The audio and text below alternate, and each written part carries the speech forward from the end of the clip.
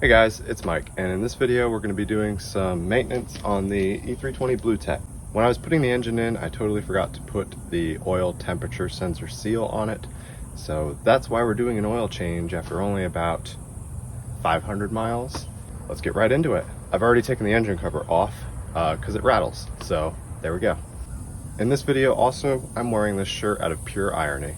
So first things first, let's do some identification. First of all, the engine's warm. I've driven it, so that's going to make the oil flow the easiest. Second of all, here is the oil filter. So we're going to change that this time too because I have one. And then the drain plug is underneath. Obviously, fill cap is on that side. The same fill cap adapter that turns it into a funnel, the same one that works on the T1Ns works perfectly on this car. So we'll have a link for that in the description. So let's get under the car and start draining the oil. Okay, so I'm about to crawl under the car and start the oil draining process. Got a pan to catch the oil in. And so, car. So we're gonna go back all the way to the back of the pan, and you can see here, this is my sensor that's leaking. And you can see right here, this is my oil drain plug, and it does have the same washer that the Sprinter vans have. A 13 millimeter fits pretty good. A 12 is going to fit better though, so I think I'm going to grab that. I'm going to try not to drop it. This is the goal. Oh, damn it. I did make a mess and I got some hot oil on me. Alright, but now we're going to let that drain out for a while. So as soon as all this oil is drained out, we're going to pull that sensor and probably have some more oil come out too. Okay, next up is going to be the oil filter. Now, these are supposed to be torqued to 25 Newton meters. You should have an oil filter wrench. I don't have an oil filter wrench for the NCV3s yet, and I put this on last, so. Ow. With a little bit of help, I'll be able to get that.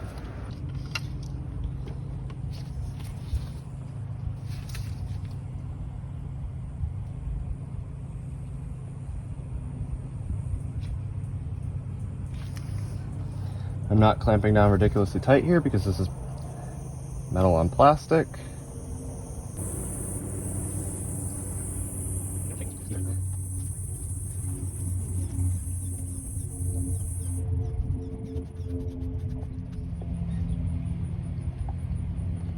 Okay. Filters out. Okay, so the temperature sensor is not so easy. I'm using a 3/4 inch wrench because that's all I can find right now, but it's a 19 millimeter, and you just barely don't have enough space to put an actual ratchet on it. So there's no space to torque it in the vehicle. You're supposed to torque it outside the vehicle, which duh. And I guess that makes sense, but still it sucks and it's not gonna stop me from complaining about it. So I've already broken it loose.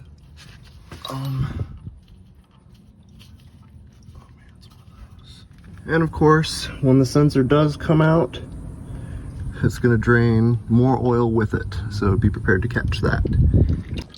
So at this point, if you're not changing your seal on the temperature sensor, and your oil's all done draining out, you can just start to screw the drain plug back in with your new seal, preferably new seal. I put a new seal on this already, and it's been less than 500 miles, so I'm just going to reuse that seal that's on the drain plug. Okay, so while we wait for the last of the oil to drain, let's take the filter out, replace it, swap the O-rings, and show you what's going on with this. We are on Patreon. Patreon patrons will get exclusive first dibs at new videos before they come out. And in general, Patreon supporters, you guys are supporting the channel, you're supporting us, you're keeping us making more videos about Sprinter vans and related vehicles, and showing you how to keep these things healthy and running for a long time. Thank you to everyone who's already become a patron, and thank you to those who subscribe to Patreon or become a patron from this video.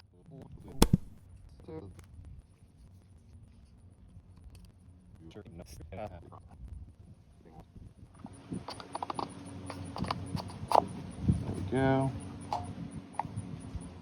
Push it in until you hear that click.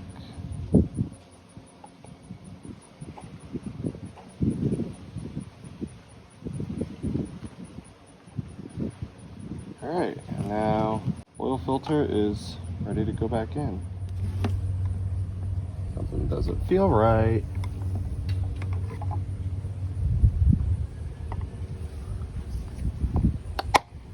There we go. That's why it didn't feel right. If it doesn't feel right, don't force it. Pull it out and take a second look.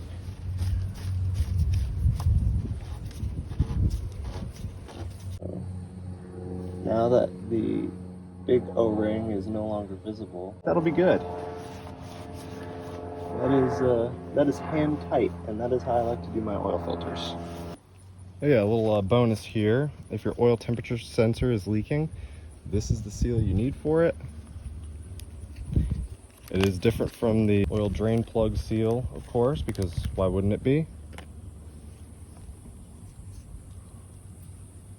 But yeah, now it's not gonna leak on my driveway. All right, so now for the undercar checklist. You've tightened down the oil filter. You haven't put any oil in yet. You have tightened down the oil temperature sensor and put a new seal in there, if appropriate. And you have tightened the drain plug and put a new seal there, again, if appropriate. Yep, I think we've done everything. We're ready to fill now. All right, so obviously I hope you bought the PK710 because it's awesome. It makes everyone's lives easier. So for my car, we're gonna do Mobil 1 5W30 ESP because it's got the diesel particulate filter on this model, and I want to protect that and keep that working. So it's a low ash formulation. Probably has some other specialty things to it too to make everything work better, but yeah, I buy 2 5 US quarts of these.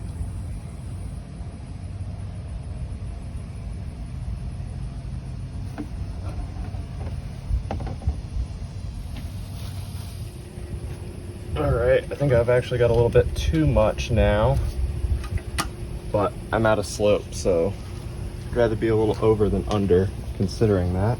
Okay,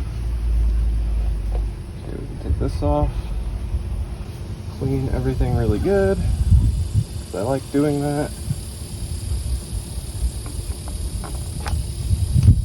Alright, now I guess we gotta start it and check for leaks.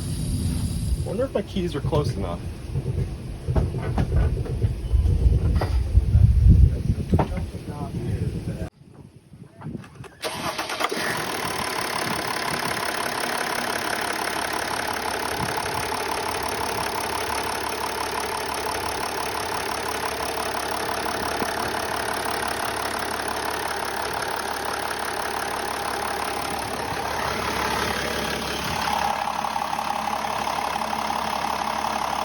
So far, so good.